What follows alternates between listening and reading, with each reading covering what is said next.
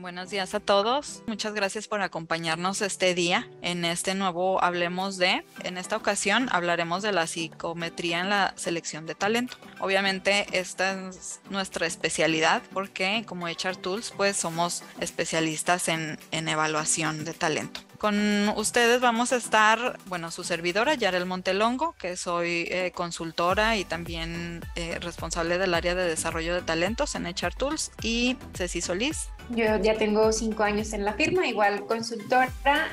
Yo me enfoco mucho a apoyo con otros consultores y con algunas organizaciones. Entonces, pues iniciemos. Queremos comenzar con platicar qué tipo de recursos o qué es lo que nos trae como esta inquietud de implementar evaluaciones o psicometría en el proceso de selección. Entonces, preparándonos, aparte para este webinar y en general, porque es un tema que soñamos, vemos diario, comemos, todo, ¿no? Nuestro ambiente como en HR Tools está envuelto totalmente en este tipo de temas. Entonces nos encontramos con estudios que hablan de que el 50% de las decisiones de contratación se basan en la intuición, se basan en la corazonada de las personas que entrevistaron al o los candidatos para poder decidir. Entonces hay una fuerte área de oportunidad en el momento ya de tomar la decisión en quién elegir. Entonces muchas veces no hay un proceso, una metodología establecida y rigurosa, no hay datos también duros, incluso también, por ejemplo, tenemos este dato, ¿no? Que en el currículum es la herramienta que más se utiliza para conocer a una persona, pero también en donde más se miente. 8 de cada 10 personas maquillan la información que está en su CV. Incluso también hay un número que dice que el 30% de las personas miente, ¿ok? No nada más maquillar, sino que decir que tiene habilidades o que realizó actividades que no había realizado para encajar en la posición que están buscando. También incluso que tuvo personal a su cargo cuando no fue así, o que se tuvieron X o Y capacidades, ¿no? Fíjate que esto que estás mencionando, Yarel, es bien interesante y digo, platicando un poquito en nuestra experiencia también lo comentábamos al estarnos preparando.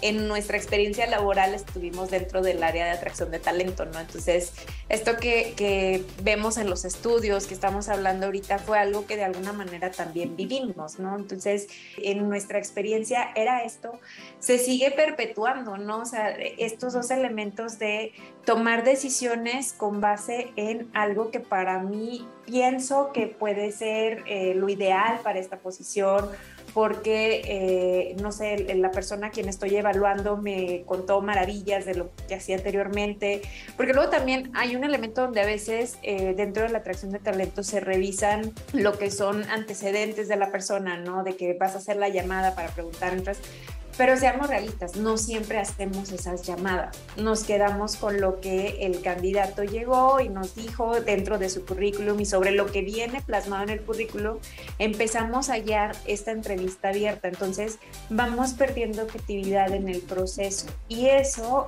a la larga, también algo que creo yo que es como un riesgo, es que es un proceso a veces un tanto injusto para los mismos participantes, ¿no?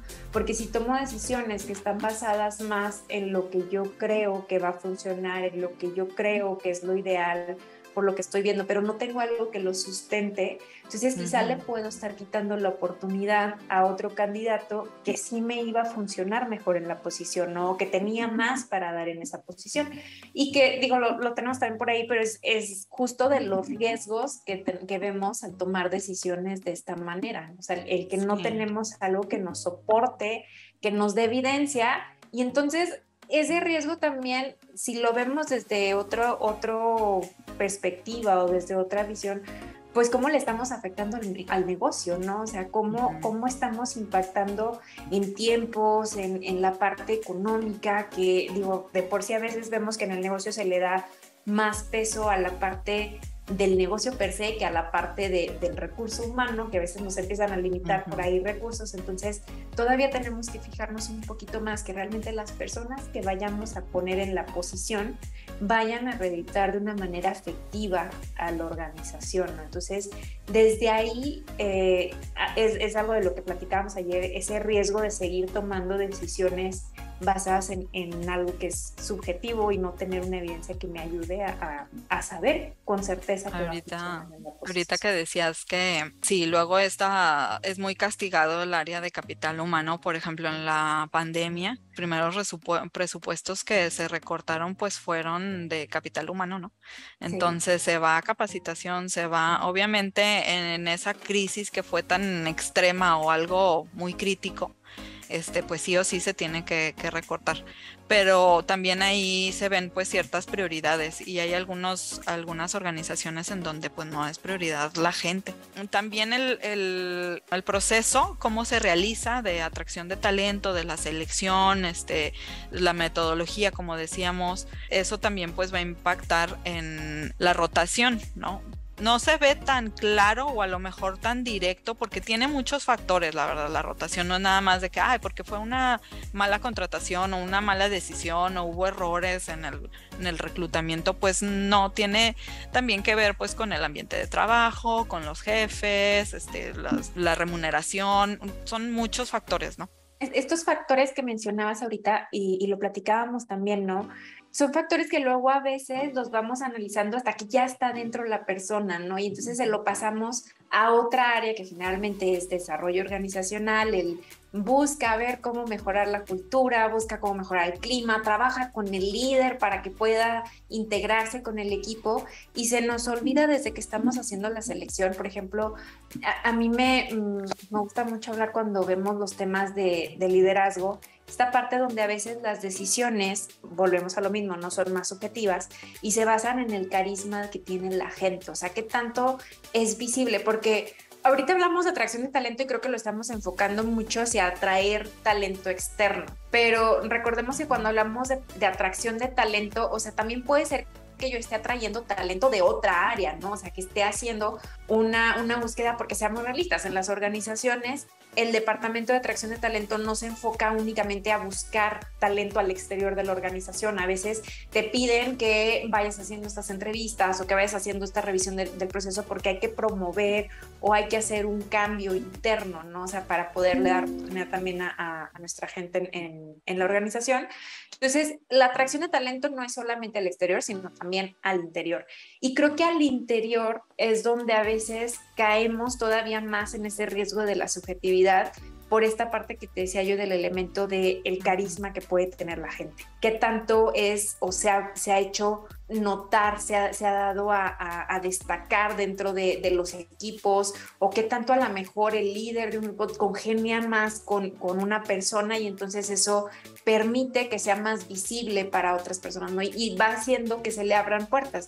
Digo, no digo que el carisma sea malo, pero cuando tomamos decisiones que están basadas únicamente en este elemento, corremos el riesgo de que cuando mueves a la persona de posición, pues ya no va a ser lo mismo, porque entonces tú le vas simplemente se vendió muy bien en entrevista, pero ya haciendo las cosas ya no, o sea, te das cuenta que no tenía la experiencia o no tiene la capacidad o no todo se puede lograr nada más con ese carisma, ¿no? Exacto, y el riesgo también cuando somos muy subjetivos es los requerimientos que tú le vas a dar a una persona en una posición son diferentes a la posición de la que quizá lo estás trayendo. Entonces, si no cuidamos también eso, a lo mejor funcionaste muy bien en esta área porque tus características, digo, yéndonos a lo que es nuestra especialidad de personalidad, te ayudaban o ahí en este contexto, en esa posición eran una gran fortaleza, pero cuando te muevo, los requerimientos de esta otra posición a lo mejor ya no van a ser tanto match con lo que tú tienes. Y si no hacemos esa revisión, corremos el riesgo de entonces también nosotros mismos tronar a una persona dentro de la organización porque le estamos poniendo en un ambiente o en un contexto en el que esas fortalezas que veíamos acá no van a funcionar igual, ¿no? Entonces, de ahí la importancia de sí tener como esta evidencia, de hacer esta revisión para de alguna manera también nosotros ayudar a la persona a estar en la posición en la que realmente puede dar lo mejor de sí. Nos encontramos mucho con la inquietud y todo esto parte de la duda continua con la que nos enfrentamos si la psicometría realmente funciona. Entonces, ahí en uno de los webinars anteriores que hemos tenido hace poco, no me acuerdo si fue el mes pasado o el antepasado, había esta pregunta, ¿no? Que si realmente funcionaban. Entonces, siempre hablamos de que las decisiones, como veíamos en un inicio, luego se basan mucho en la intuición para hacer estas contrataciones o elegir, o no elegir, más bien identificar alto potencial, etcétera. Entonces, aquí el tema es cómo minimizar el error humano.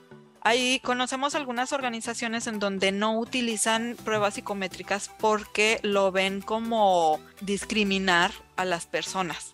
Sin embargo, esta parte de las evaluaciones va a depender mucho cómo se utilizan. Y número uno, antes de eso, o sea, también las evaluaciones no son para discriminar, sino que son para identificar y poner, y ponerle nombre a esas características que tiene realmente la persona, ir más allá, porque realmente el juicio que alguien se puede hacer para estando en una entrevista, el factor humano interviene con, bueno, el entrevistador, pues su propio contexto, los prejuicios que tiene, la idea que tiene él de la posición, ya vio a la persona y pues también se hizo una idea previa, si ya le gustó o no le gustó. Entonces eso discrimina y tiene muchísimo más probabilidad de dejar afuera un buen candidato o también igual pues que siga avanzando en el proceso un mal candidato que no va que no está haciendo match o no va a hacer match con las responsabilidades y la cultura de la organización, ¿no? Y nos encontramos pues precisamente que el 30%, más bien un tercio de las personas de las nuevas contrataciones al final de 3 años pues no tienen esta permanencia en la organización. ¿Qué buscan en general los empleadores? Características generales, que las personas sean agradables para tratar, que hagan las cosas, o sea, que cumplen, que completen tareas y que encajen en la cultura organizacional. Creo que estos elementos son básicos o aplican en cualquier posición, ¿no? No necesariamente para un perfil en particular. Al final del día, en las organizaciones buscamos que la persona que va a llegar pueda acoplarse al equipo, al ambiente, como es hasta ahorita, la cultura, ¿no? Pero en un inicio les decía, yo trabajo mucho con otros consultores externos a Hecho. Entonces, a veces lo que hemos platicado es que tanto también nosotros como organización sabemos lo que le vamos a dar a la persona, ¿no? O sea, mi cultura cómo está, la cultura del equipo que se va a integrar cómo es. Entonces, creo que también es importante, o sea, tener como esta base de saber, oye, a ver, mi cultura es esta, el equipo al que te vas a integrar es el líder tiene también estas características, para desde ahí también ir viendo qué tanto la persona puede llegar a encajar, ¿no? Nuevamente, no únicamente porque en la entrevista, porque a lo mejor mi propio, decías tú ahorita, ¿no? Los prejuicios, mis propios sesgos pueden hacer que, oye, es una persona súper amigable, se va a adaptar súper bien, pero eso es hablando de yo que tanto hice match en mi interacción con la persona, ¿no? Entonces, también es importante que sepamos dónde voy a poner a esta persona, qué es al contexto al que lo voy a mover, para desde entonces ir viendo si realmente la persona puede encajar con ese contexto más que lo que puede encajar conmigo en esa primera interacción o en esas primeras sesiones, porque también lo sabemos, ¿no? Y lo decías tú en un inicio, Yarel, es donde más se miente, es donde más estamos cuidando cuando queremos entrar a una organización, cuál es el comportamiento, cuál es la imagen que voy a dar. Entonces, pues muchas veces nuestras respuestas son mucho más cuidadas y son como con mucho más atención para tratar justamente de agradar a esa persona con quien estoy teniendo las entrevistas, pero no es con el que voy a trabajar de diario, no es con el que voy a estar a lo mejor haciendo las cosas en el día a día. Entonces, por eso es importante que también dentro del área de atracción de talento seamos bien conscientes de el contexto al que yo voy a integrar a esta persona para que en esa evaluación sea ese contexto el que tomemos como una plataforma para ver si realmente va a encajar y realmente va a integrarse, ¿no? Sí, y bueno, al final cuando se toma la decisión puede hacer alguno de estos resultados, ¿no? Sí, y creo que son parte de los errores que más se pueden llegar a tener. Digo, ahí vemos estos cuatro, ese cuadrante, donde vemos lo que suele o lo que solemos ver es que tengamos personas que se contrataron, pero que no son exitosas en la posición porque no hicimos esta revisión realmente adecuada o profunda de, como decíamos, capacidades de la persona, contexto, su misma estructura, ¿no? Y o puede ser que dejemos ir talento nuevamente porque no hicimos esta buena revisión. Entonces, algo que nos puede dar las herramientas de evaluación es justamente que podamos descartar a aquellas personas que posiblemente no vayan a tener éxito en la posición y que nos quedemos con las personas que sí van a funcionar adecuadamente, ¿no? ¿Y a qué me refiero con funcionar adecuadamente? Es, pues sí, evidentemente que den los resultados que el negocio necesita, pero que también la persona se sienta cómoda, ¿no? Se sienta satisfecha con lo que está haciendo, porque eso también es un elemento que ayuda a que permanezca en la organización. Cuando contratamos personas que, pues digo, tenemos estos dos escenarios, ¿no? O sea, que a lo mejor no van a ser exitosas, puede ser no solo porque no tengan la capacidad o esas herramientas, puede ser también porque a lo mejor no se sintieron cómodas en el lugar, no se sintieron cómodas con las funciones al final del día, ¿no? Y entonces esta persona, más allá de que la organización la deje ir, la persona va a buscar irse. Entonces, creo que son ambos canales que hay que estar atentos para ver realmente no solo la parte técnica, la parte de conocimiento, sino también qué tanto la persona puede sentirse satisfecha o puede cumplir sus expectativas, porque eso nos puede ayudar con el engagement de la persona a la organización. Y ese es un elemento que sí es muy importante, les digo, porque si no, deja tú que la organización lo deje ir, la persona se nos va a ir y volvemos a empezar todo el ciclo y es nuevamente algo que va a impactar al negocio. Sí, porque pues va disminuyendo también, incluso, bueno, tenemos el dato también de que la contratación inadecuada puede llegar a costar entre 0.8 y 2 salarios anuales de la persona. Entonces imagínate, no sé, un director general, porque también pues no... ahorita lo vamos a ver, ¿no? Pero no a todas las posiciones las vamos a evaluar igual, no todo el impacto de una mala contratación va a ser el mismo en la organización. Entonces va teniendo pues ese nivel como de priorización o de jerarquización en cuanto al impacto. Y sabes que ahorita que decías de esos estudios, también recuerdo que en algún momento lo que leía muchas veces, justamente en la parte de la cabeza, en el liderazgo, vemos este error porque luego a veces los líderes, digo, pueden ser promociones, pero luego también a veces los buscamos al exterior, ¿no? Entonces se incrementa el riesgo cuando los traemos del exterior justamente porque la persona tiene que pasar por una curva todavía más grande de adaptación, ¿no? Porque tiene que aprender los procesos de la organización, tiene que acoplarse a las formas, a la cultura. Entonces, todos estos elementos podemos irlos evaluando, podemos ir viendo qué tanto la persona se le va a facilitar o no hacer esas adecuaciones, ese ajuste, como te digo, al equipo, a las funciones, y que tengo posiciones ya directivas, gerenciales, pues todavía el impacto, si no cuidamos esto, va a ser mucho más alto en la parte económica, como lo dices, ¿no? Por tiempo, por capacitación, por salarios, por todo lo demás que se y hemos engloba. llegado a tener organizaciones que nos buscan porque ya en el proceso de reclutamiento y de selección no se hizo una evaluación, o sea, se fue más con esta parte subjetiva de las entrevistas, tomar pues un consenso, etcétera. Incluso una vez, bueno, hay veces de que es más por recomendado, ¿no? O sea, es que tiene que ser esta persona, entra la persona y luego después de un tiempo de que sabes que necesitamos evaluarlo porque no está dando el ancho, ¿no? Entonces, también incluso una buena práctica es no pasar del primer año para evaluar si la persona se queda o se va. Ya pasaron muchas experiencias o qué sé yo, ya pasaron las situaciones que normalmente tienen que pasar para saber si la persona va a dar un alto desempeño o no.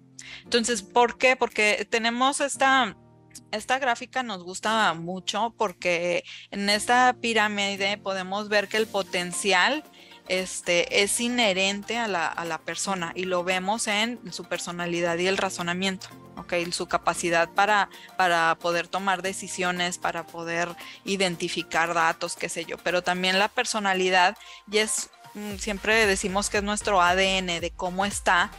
Si es una persona sociable, si es una persona que tiene energía, si tiene empuje, si qué sé yo. Entonces son varias características que ya están muy ancladas en quiénes somos y que el cambio puede ser, sí se puede dar, pero va a ser gradual. Yo siempre digo en retroalimentaciones de que hay cosas que a lo mejor uno sabe que ya trae desde niño, ¿no? De que personas que son sociables y que siempre han sido sociables y venga la pandemia, venga un cambio de casa, venga un cambio de organización, lo que sea, va a seguir siendo sociable la persona, por ejemplo. Entonces hay otros que era sociable, pasa algo en su vida y se retrae o qué sé yo, entonces cambia. Y pues eso también hay que considerarlo pues en las evaluaciones. Ahora, también es importante, ¿no? Ya cuando tengamos a la persona internamente, digo, en la mayoría de las organizaciones empezamos a hacer también planes de desarrollo, planes, digo, para que la persona vaya creciendo, vaya dando como todo este potencial. Entonces, importante también tener en cuenta cómo el escalón, lo que decías tú ahorita, el potencial, como decías, pues es algo que ya es inherente, entonces a veces el trabajarlo o el querer cambiarlo puede costar un poquito más. A lo mejor la parte de la experiencia, los conocimientos, todo esto lo puedes trabajar un poquito mucho más sencillo por cursos o de alguna otra manera, pero si esta parte del potencial no la evalúas, no la tienes consciente, no la revisas adecuadamente, ya cuando esté dentro la persona va a ser más difícil que tú puedas hacer esos cambios, porque ahí también vas a requerir que la persona quiera tener ese cambio, ¿no? O sea, que la persona sea algo que le interese cambiarlo, no es tan sencillo como los otros escalones que están un poquito más arriba. Entonces, también es importante tomar en cuenta eso, porque muchas veces, y lo veíamos ahorita también, por ejemplo, uno de los porcentajes que está un poquito más alto era la entrevista por competencias, ¿no? Como vemos aquí, competencias, conocimientos, experiencias, pues es mucho más sencillo verlo, es mucho más sencillo empezarlo a trabajar, y si nos vamos basando únicamente en estos primeros tres peldaños de la estructura, pues eso a lo mejor te digo, es más fácil trabajarlo, pero si no cambio lo de abajo, o si lo de abajo me está afectando, pues ahí sí no va a haber forma, ¿no? O sea, no hay mucho como que hacer como organización si la persona también no quiere ese cambio. Sí. Creo que esta es otra forma de ver ese modelo. A mí me gusta porque lo vemos como ya todo se va integrando o va embonando, ¿no? Hay un poquito como una cosa te puede complementar, otra te va ayudando, pero seguimos viendo que el centro o lo que lo mueve pues es, como decías en un inicio, razonamiento y personalidad. Sí podemos desarrollar cierto ojo clínico para poder identificar características de personalidad en entrevistas. Pero lo que más se ve pues es esa competencia. Entonces, ¿qué es el centro de quiénes somos? Pues está la personalidad, el razonamiento, y todo eso va a impulsar pues cómo va a ser el desempeño. Entonces, la gran ventaja o la gran noticia es de que pues esas características se pueden identificar. Okay. Como decía en un inicio, la tarea es disminuir el error humano. ¿Cómo se puede disminuir? Aumentando las fuentes de información, ¿ok? Nosotros siempre tenemos la premisa de que no vas a tomar una decisión completamente, o sea, toda tu decisión se va a basar nada más en la psicometría, no, ni tampoco por la entrevista nada más, ni tampoco por el currículum, ni tampoco por las referencias, ¿no? O sea, uno solo es un pilar muy o sea, se debilita cuando todo el peso recae sobre él. Pero sin embargo, cuando tienes robustecido tu proceso de selección, y tienes esa metodología de unir todos los datos que tienes, bueno, esta información viene en su de experiencia, las referencias nos dicen esto, las pruebas técnicas a lo mejor dicen, sacó este resultado, en entrevista, pues estos fueron los comportamientos o las situaciones que nos comentó que cómo resolvió en el pasado, más aparte, o sea, las evaluaciones de personalidad y cognitivas. Con las evaluaciones ustedes pueden tener la tranquilidad de que pues ya está la estadística sustentando los resultados, ¿no? Y pues también hay que identificar qué evaluaciones. Igual volviendo a la pregunta de la psicometría, ¿realmente funciona? Si funciona, depende de cómo se use y depende de cuál estés usando también. Una pregunta que nos hacen aquí, y creo que es un poquito lo que decías ahorita, ¿no? Porque nos preguntan qué evaluaciones se recomiendan para la personalidad, pero más enfocadas en la actitud, y si vemos válido hacer entrevistas personales más que técnicas. Sobre esta parte de personas más que técnicas es lo que te digo, que creo que estabas hablando ahorita un poquito, de cómo más bien se integran, ¿no? O sea, no es que una invalide a la otra, sino que tomemos en cuenta, como veíamos ahorita en el modelo, ¿no? Todos los elementos se van a entrelazar, o todos los elementos van a sumar para poder predecir el desempeño de la persona. Entonces, más que decir quita una evaluación y pon otra nada más, el tomar elementos de los diferentes recursos que tenemos hace que sea la información mucho más rica, mucho más completa para poder tomar una decisión adecuada y certera. Aquí lo que nosotros buscamos empujar es que las decisiones no se basen en este elemento subjetivo, sino que tengas algo que lo soporte, que te dé esa evidencia de que tú digas, bueno, esto sí me dice que va a poder funcionar, ¿no? Que la persona se va a desempeñar adecuadamente en el puesto, pero más que quitar una o la otra, es lo que estabas diciendo ahorita, es integrar. Sumar. Exacto, sumar. Porque nuestra razón de ser como HR Tools es precisamente acercar evaluaciones confiables y válidas. Bueno, nuestra fundadora, Victoria Zapata, ella luego platica la anécdota de que cuando ella es de Ciudad de México y que luego que había en no sé qué estación del metro, que había un señor con una cajita vendiendo las evaluaciones, o sea, que te iban a preguntar en una entrevista que fueras y cómo responder.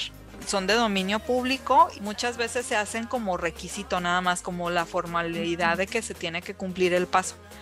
Entonces ella conoce Hogan y hace casi 18 años pues la trae a México precisamente porque es una evaluación que está número uno, está viva, o sea, tiene su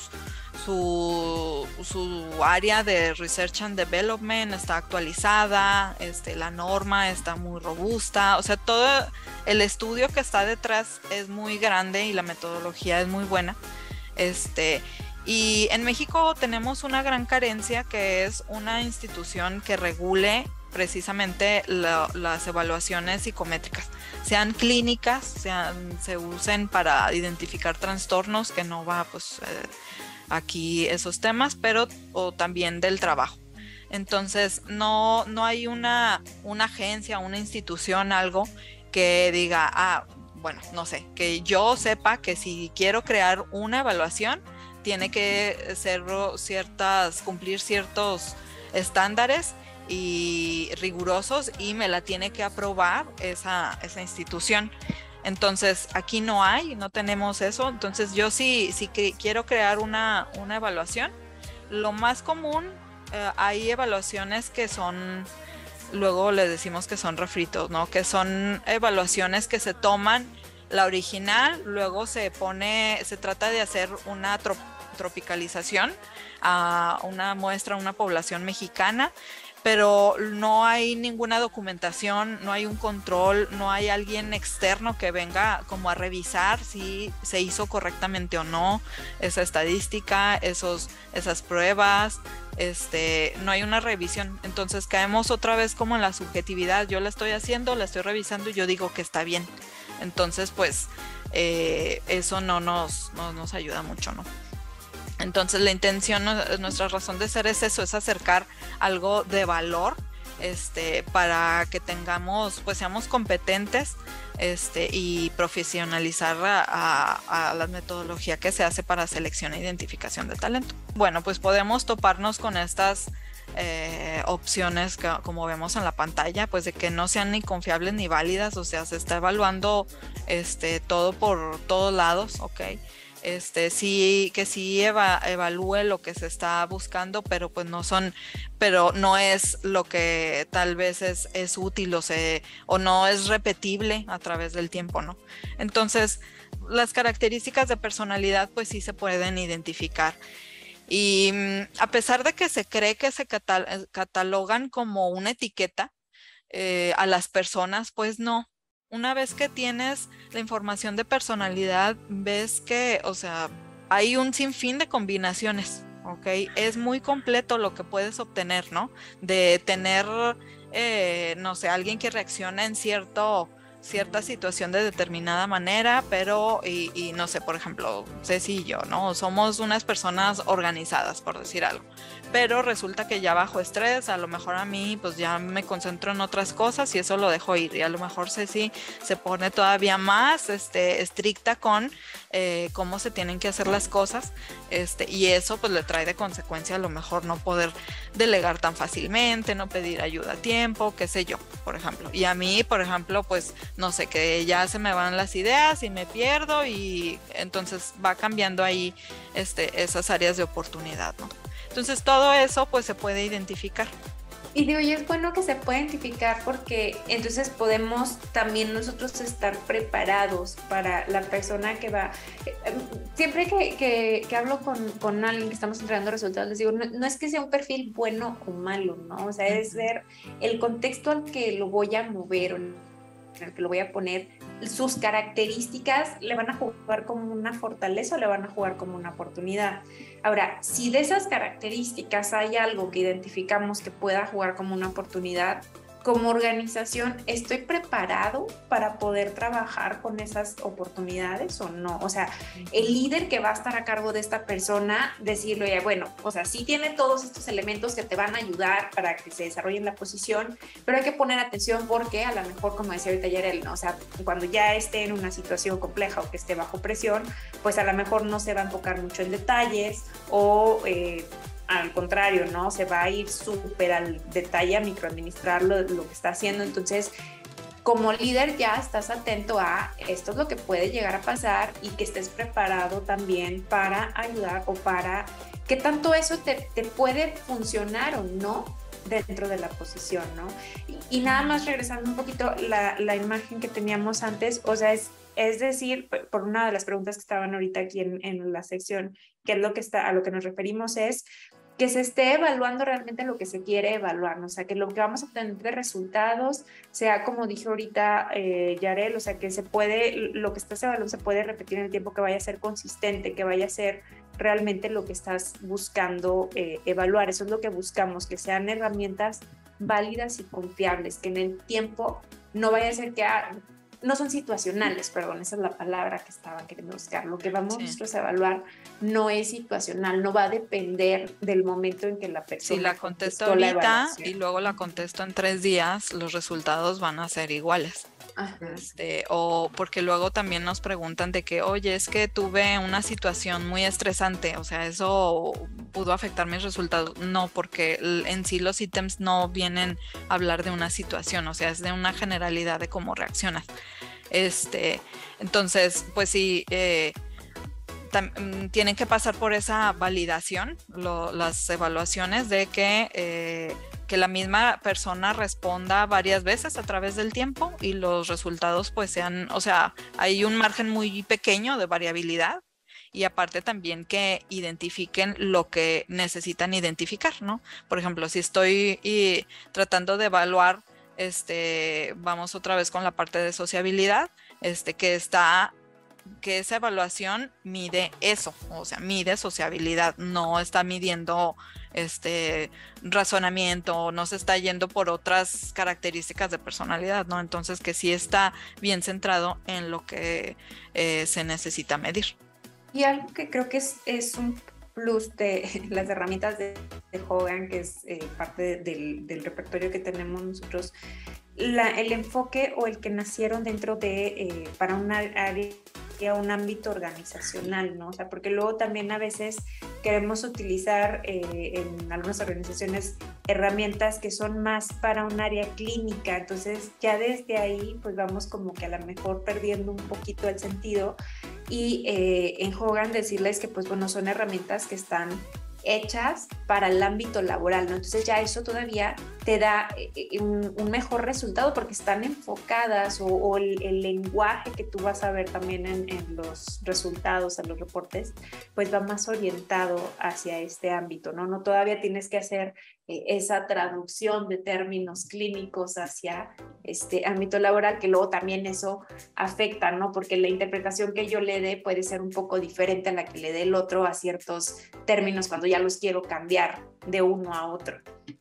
Y bueno, también tenemos el tema de que no todos los puestos se evalúan igual. ¿Y a qué nos referimos con esto? Pues nos referimos a que ahorita mencionaban de evaluaciones o entrevistas técnicas, pues por ejemplo, no, a lo mejor hay puestos en donde no necesitas hacer una evaluación técnica, a lo mejor en otros sí necesitas hacer un examen de conocimientos técnicos, en algunos, por ejemplo, igual, o sea, va variando de acuerdo a el nivel de responsabilidad de la función, por ejemplo, ¿no? Entonces, entre más elevadas son, decíamos también en un inicio, entre más elevada es la responsabilidad en la toma de decisiones del puesto, va a ser necesario conocerlo más a profundidad. También incluso en estos datos que veíamos de maquillar el CV, se veía que las posiciones o las personas que tienen niveles de liderazgo más alto es menos probable que maquillen esa información.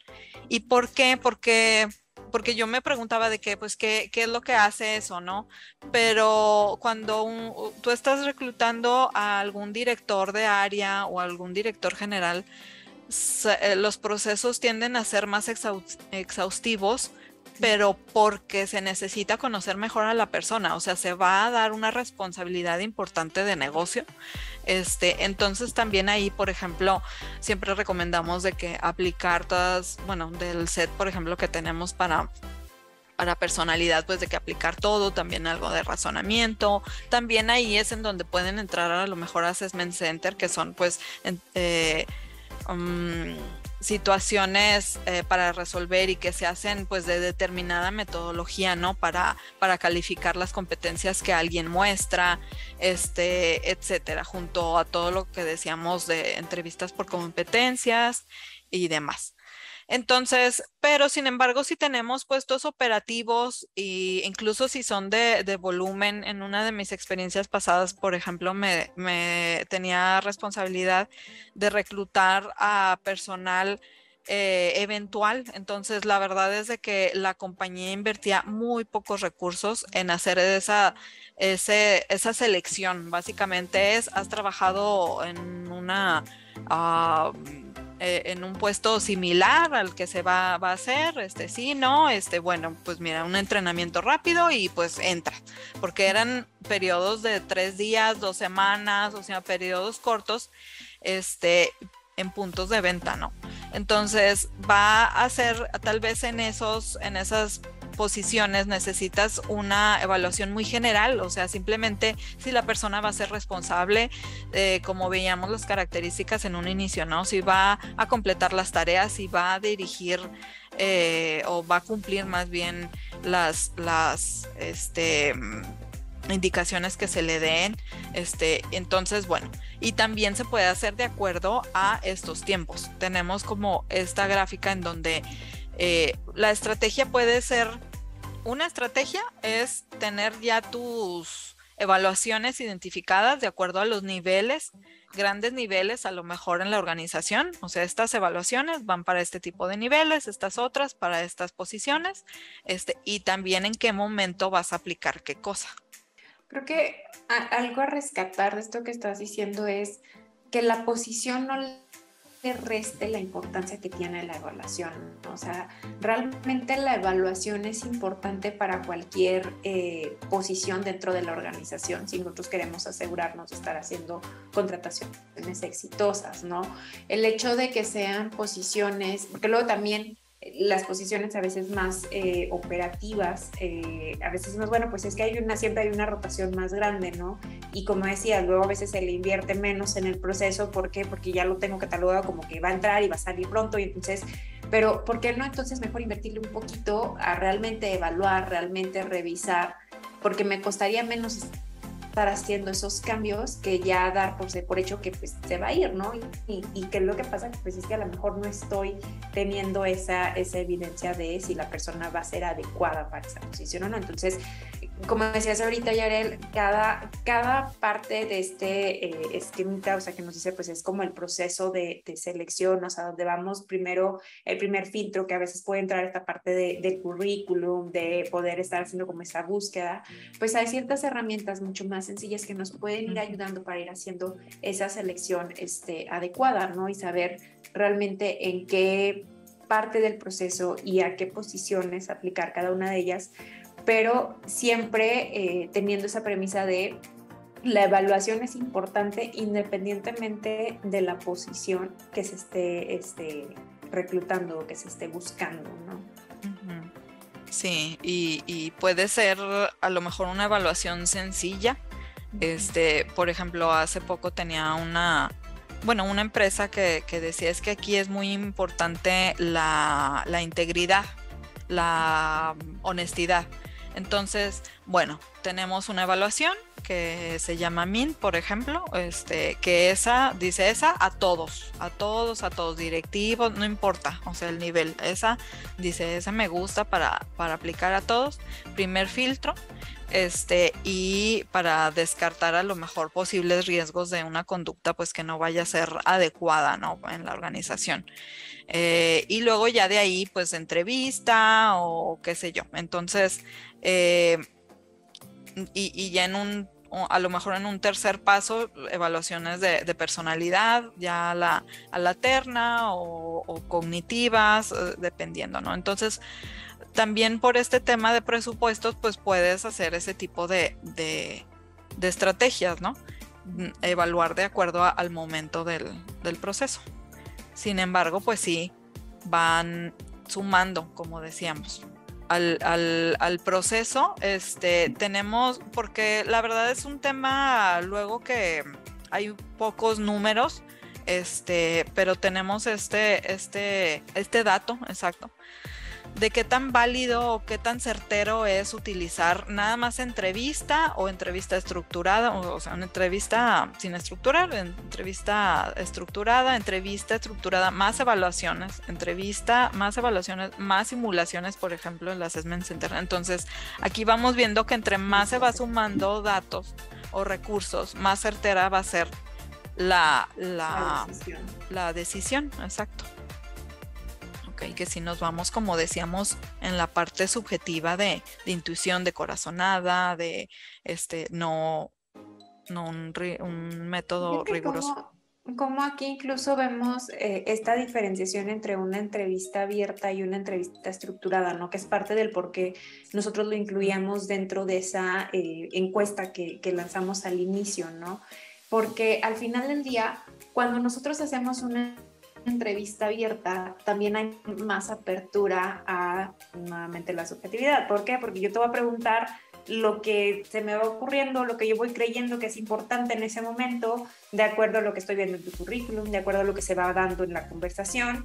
Y cuando tengo una entrevista estructurada, entonces soy también más justo en el proceso con los candidatos, porque a todos les voy a preguntar lo mismo. Entonces, cuando hacemos entrevista por competencias, si no tenemos también esta entrevista estructurada, caemos en ese mismo riesgo, ¿no? Porque a lo mejor me puedes decir, pues sabes que voy a evaluar las mismas competencias, pero a lo mejor se las voy a evaluar con una pregunta diferente que a cada uno, y eso ya le quita, te digo, esa parte de ser un proceso justo, parejo y objetivo para todos los candidatos. Entonces, ¿cómo desde aquí vamos viendo que entre más estructura, entre más revisado esté nuestro proceso, podemos asegurar que la contratación va a ser mejor, podemos asegurar que vamos a tener éxito con las personas que estamos atrayendo, ¿no? Entonces, creo que esto vamos ya encaminando también justo a la pregunta inicial que hacías, Yarel, de, oye, ¿sirven o no sirven? ¿Funcionan o no funcionan las herramientas de evaluación dentro del proceso de selección? Es justamente por esta parte donde nos van a dar objetividad, un proceso parejo o justo para todos los candidatos, y que esto nos vaya dando como ese soporte o esa evidencia de decir, por estos elementos que están aquí, te puedo decir que la persona tiene probabilidad de éxito en la posición, ¿no? Ya no es algo que yo creo, como decíamos en un inicio, es mi corazonada, ¿no? Exacto. Luego también, bueno, queremos hablar un poco de quiénes se involucran en la decisión, porque a veces también en las entrevistas, hace poco, es que no sé si fue en el webinar de Eduardo Padilla, creo que sí. Bueno, Eduardo Padilla, que fue el director general de FEMSA, se retiró el año pasado, lo tuvimos en un evento hace poco, y comentaba, bueno, de que él cuando llega a determinada posición y que empieza a darse cuenta pues de que tenía que entrevistar él y su equipo pues a las personas que se iban a integrar al equipo, que dice, bueno, pues vamos a capacitarnos en cómo entrevistar, ¿no? Entonces viene ahí, eso se me hizo pues muy padre, porque muchas personas que están en el proceso no saben entrevistar. Ok, no pertenecen a Capital Humano, sin embargo, pues sí llegan a hacer esas entrevistas y sí hay esa responsabilidad, pero no hay el acompañamiento. También hay una área de oportunidad para poderlos involucrar, a enseñarles cómo hacer esa entrevista, cómo leer también los resultados de personalidad, por ejemplo. Hay organizaciones en donde se ve como intrusivo ver los resultados o hacer evaluaciones. Y esto también depende mucho de la madurez de la organización y la madurez de la persona para poder hacer esa lectura o tener el contacto con ese tipo de resultados, ¿no? Y algo también, dices tú, hablas de esta preparación, pero también creo que es importante que tengamos claridad, como lo pones aquí, ¿no? O sea, cómo se van a presentar estos datos, o sea, también de acuerdo a la necesidad porque aquí ahorita pueden estarnos acompañando otros consultores o pueden estarnos acompañando personas que son parte del área de capital humano, pero al final del día, aunque seas del área de capital humano, tu cliente interno a lo mejor no es de capital humano. Entonces, ¿cómo requiero presentarle la información a esa persona? Porque yo puedo tener un dominio o un entendimiento de la herramienta, de ciertos términos, de ciertos elementos que requiero, pero si la otra persona no tiene ese dominio, ese conocimiento, porque no es su día a día, porque no es su core en lo que él está enfocado, pues también tenemos que ayudarle para presentarle la información de una manera pues más amigable, ¿no? Mucho más aterrizada a lo que la persona requiere para comprenderlo. Entonces ahí entra esta parte de tener esa preparación en la herramienta para nosotros también poder ser ese canal de comunicación, y eso también te ayuda a saber qué herramienta me va a funcionar mejor, qué herramienta puedo elegir, o sea, cómo requiero presentar los resultados, cuál herramienta me lo va a facilitar, cuál herramienta realmente me va a dar esa información que yo le tengo que dar, porque a lo mejor los datos o las preguntas que me haga un área va a ser diferente a la otra, ¿no? Entonces, desde ahí son puntos que tenemos que tener claros al momento de que vayamos a hacer la elección de esa herramienta. Definitivamente el cuidar que sean herramientas válidas, confiables, pero también que me dé realmente la información de una manera que para mí sea funcional, para el área a la que se la voy a entregar también le dé los datos que requieren, ¿no?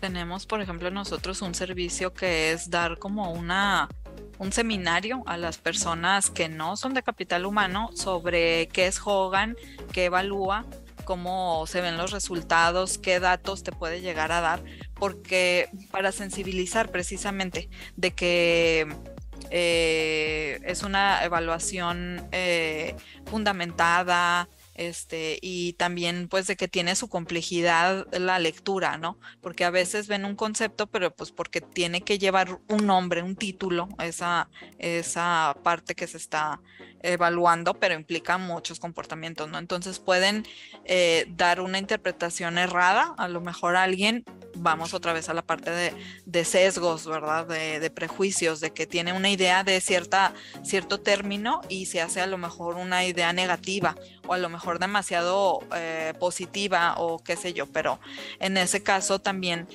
tenemos, por ejemplo, clientes que dicen, ¿sabes qué? Yo no presento los resultados tal cual porque no hay como esa sensibilidad, aún no llegamos a ese punto, entonces yo entrego pues nada más un resumen, ¿no? Complementando todos los resultados. Hay otros que hacen un análisis junto con el jefe contratante de todos los hallazgos, porque también entrevistó y le dicen, mira, los hallazgos también que tuvimos acá y estos son los resultados de personalidad, y se da como toda una discusión para llegar a la decisión. O sea, ese es como el ideal, ¿no? De poder realizarlo así. Pero también, bueno, esos son las diferentes prácticas y hay que tener mucho en cuenta eso. No siempre se tienen que presentar los resultados tal cual, como decíamos, sí, identificamos que no hay esa sensibilidad o esa preparación previa, pues para dar una lectura. Entonces poder que también tal vez sepan que hay esa labor que hacer, ¿no? Y reiterar, Yarel, ahorita mencionabas tú de este taller para Hogan, ¿no? Pero dentro de nuestro repertorio pues hay otras firmas que también representamos. Y lo que yo quiero reiterar aquí es, no es únicamente este taller, también las herramientas que consumen a través de nosotros, que sepan que tienen ese acompañamiento de nuestro equipo para poder hacer una interpretación adecuada, ¿no? O sea, que estamos siempre al pendiente de poderles resolver dudas, de poderles apoyar con a lo mejor cómo aterrizar mejor algún concepto, de acompañarlos a veces en esas entregas con los directivos o algo así, por si hay alguna duda que salga. Entonces, aparte del taller, reiterar ese acompañamiento que brindamos para poder tener una comprensión adecuada o más profunda de los datos o de la información que vamos a recibir. ¿Qué recomendamos para convencer a las empresas que no creen o confían en la psicometría? Es que depende si en general la empresa en general no cree, o porque hemos tenido empresas que tienen como política no aplicar, o sea, no se puede hacer más, ¿no? Entonces depende a qué nivel. Hemos también tenido a lo mejor que la persona responsable de capital humano, me acuerdo mucho una persona que creía únicamente en las entrevistas por competencia, psicometría no. Entonces, pues depende de qué nivel estamos hablando. Por lo general nos gusta pues que prueben las evaluaciones ellos mismos, que respondan y entregarles los resultados para que vean el nivel pues también de profundidad y el tipo de información que da.